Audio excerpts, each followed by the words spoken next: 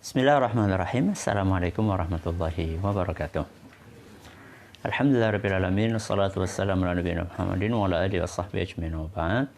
Anak-anakku yang dicintai dan juga segenap pendengar serta pemirsa yang mudah-mudahan semua senantiasa dirahmati oleh Allah Azza wa Jalla.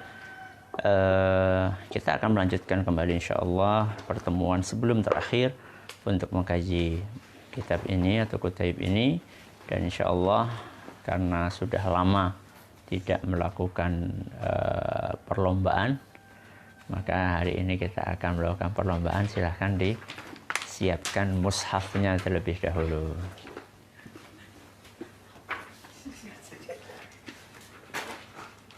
Ya, pegang mushaf semuanya.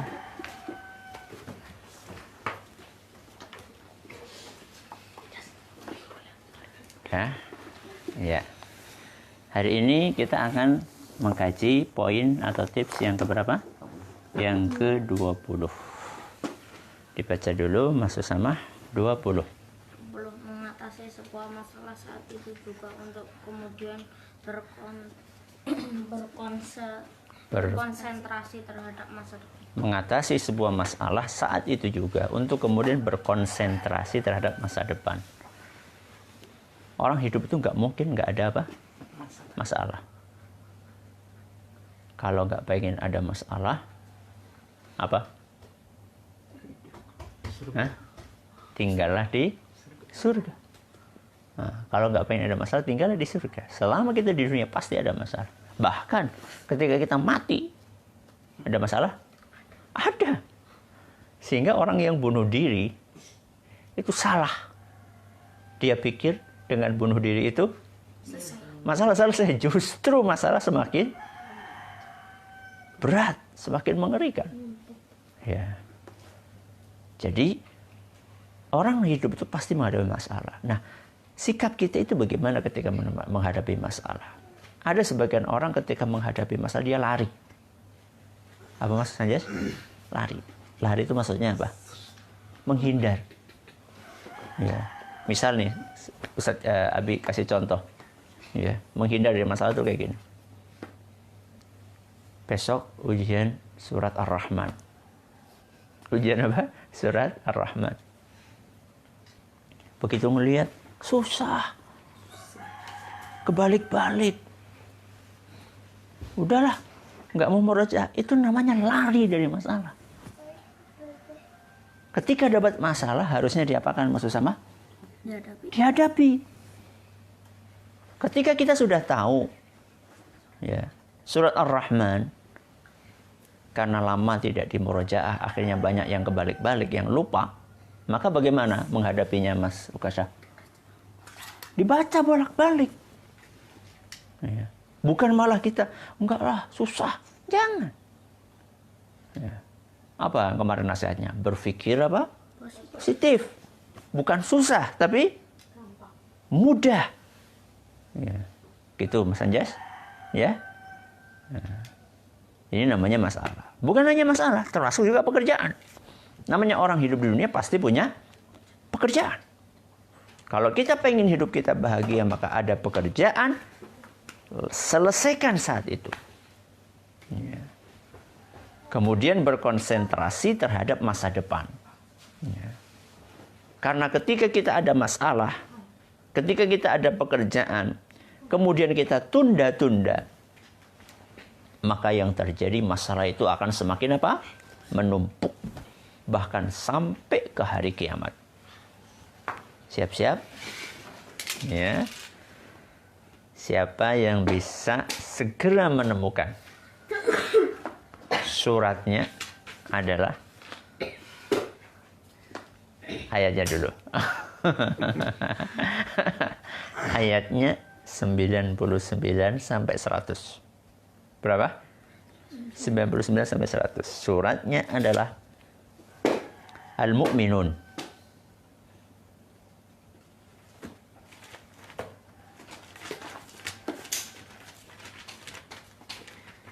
Berapa? Aku Bismillahirrahmanirrahim.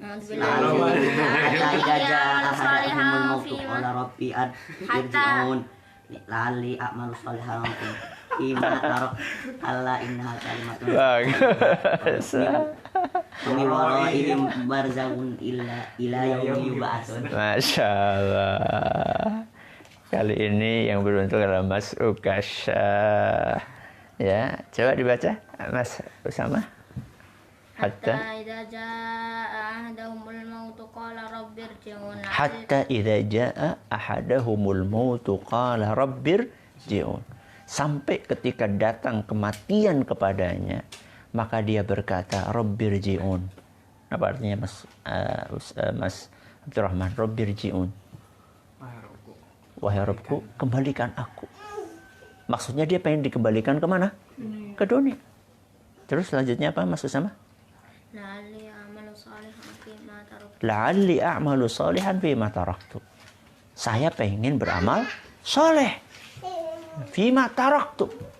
Saya pengen beramal soleh. Loh, dulu ngapain aja? Dulu, kenapa dia sampai menyesal seperti itu? Karena dia dulu terbiasa untuk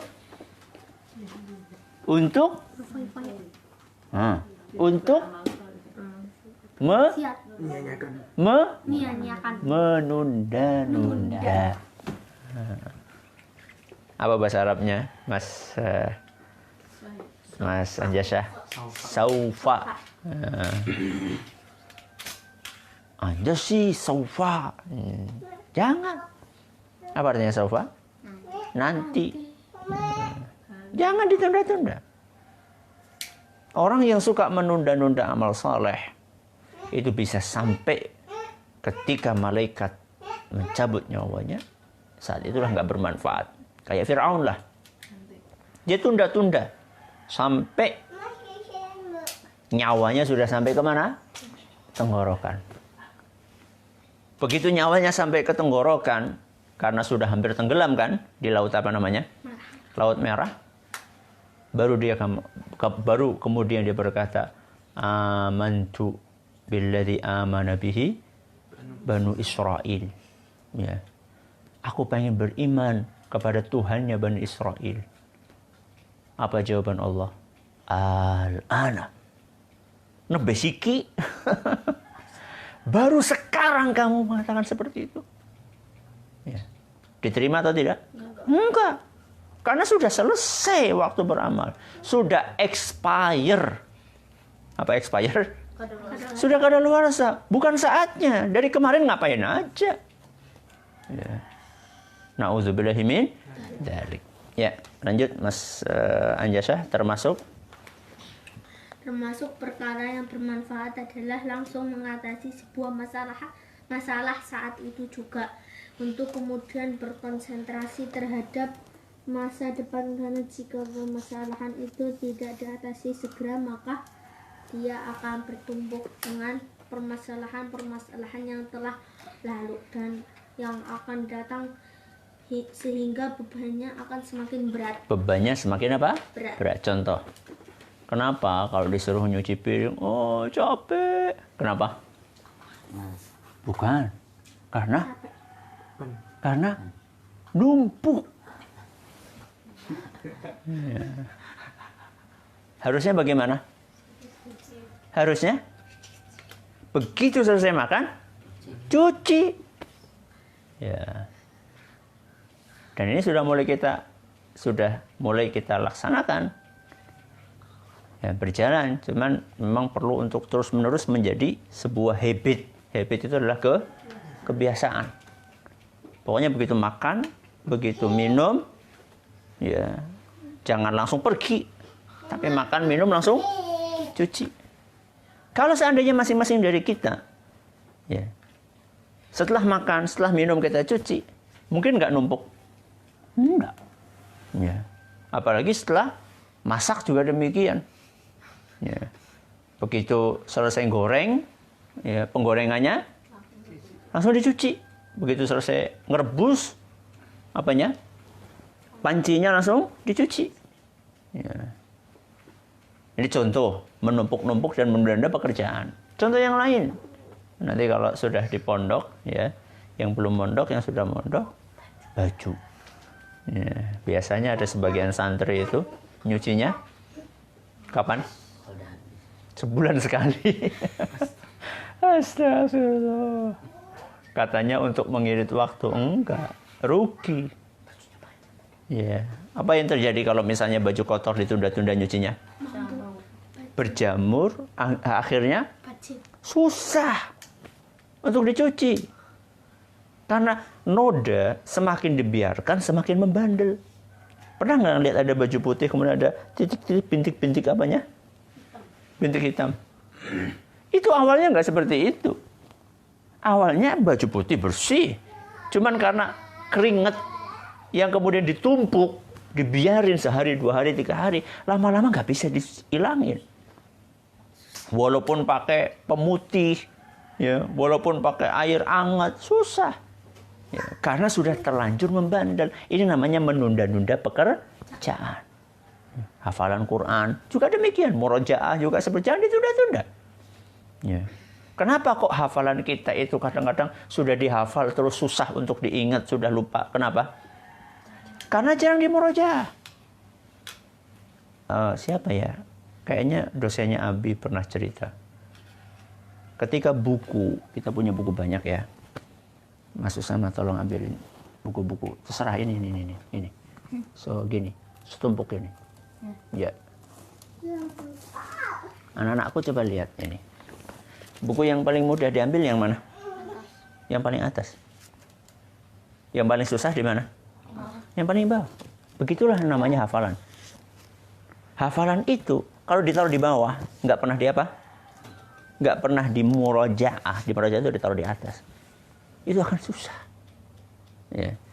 Makanya kita kan punya sabak, punya sabki, punya manzil. Ya. Sabak itu nambah hafalan baru.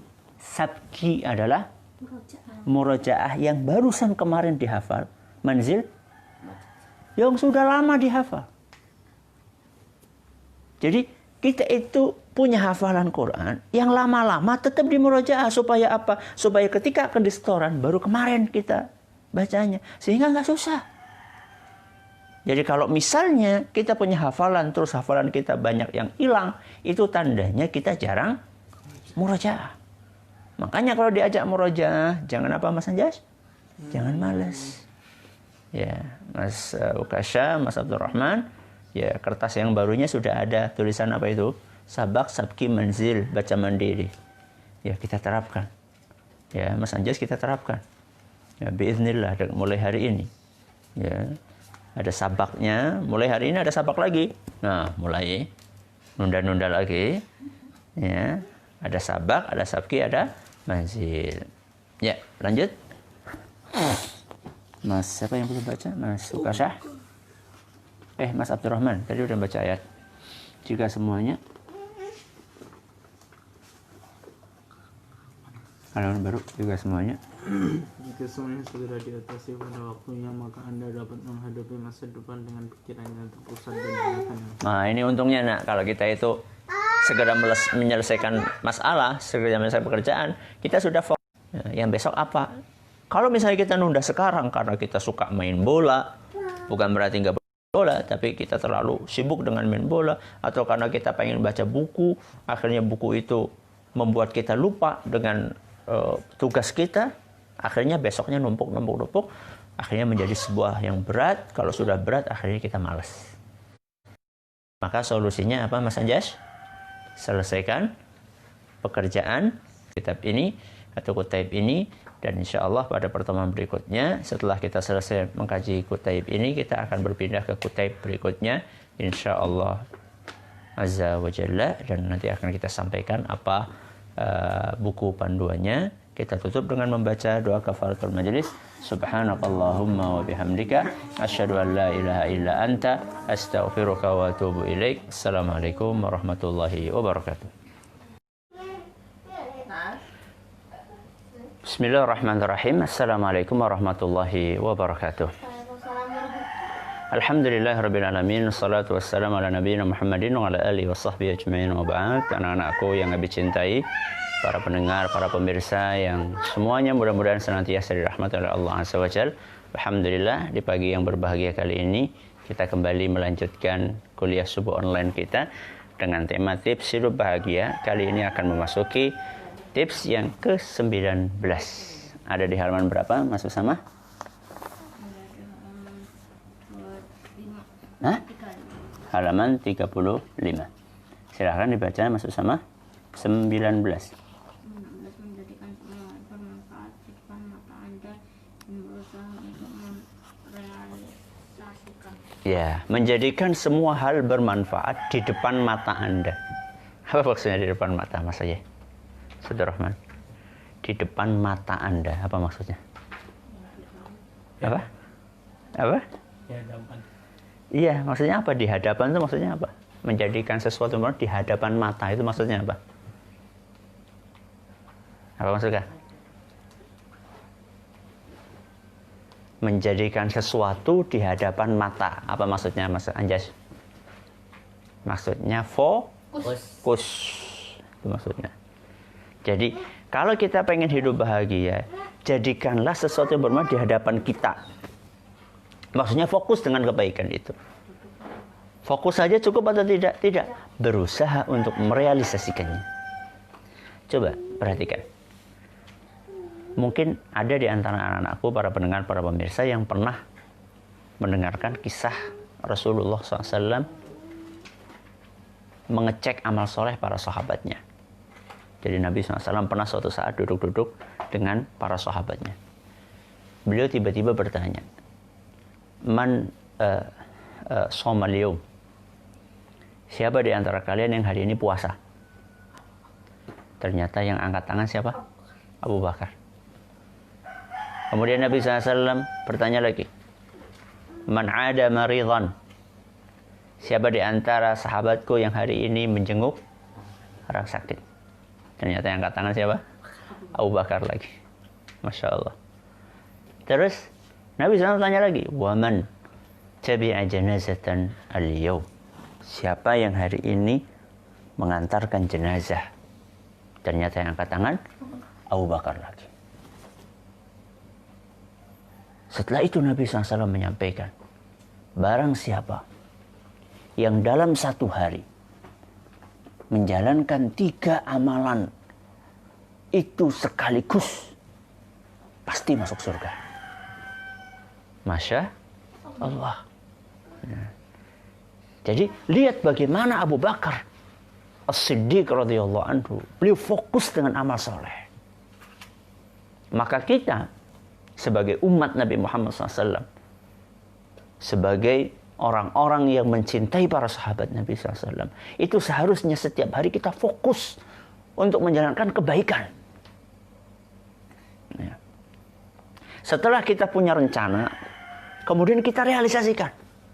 Contoh misalnya pagi ini. Tadi kan kita sudah ngobrol ya.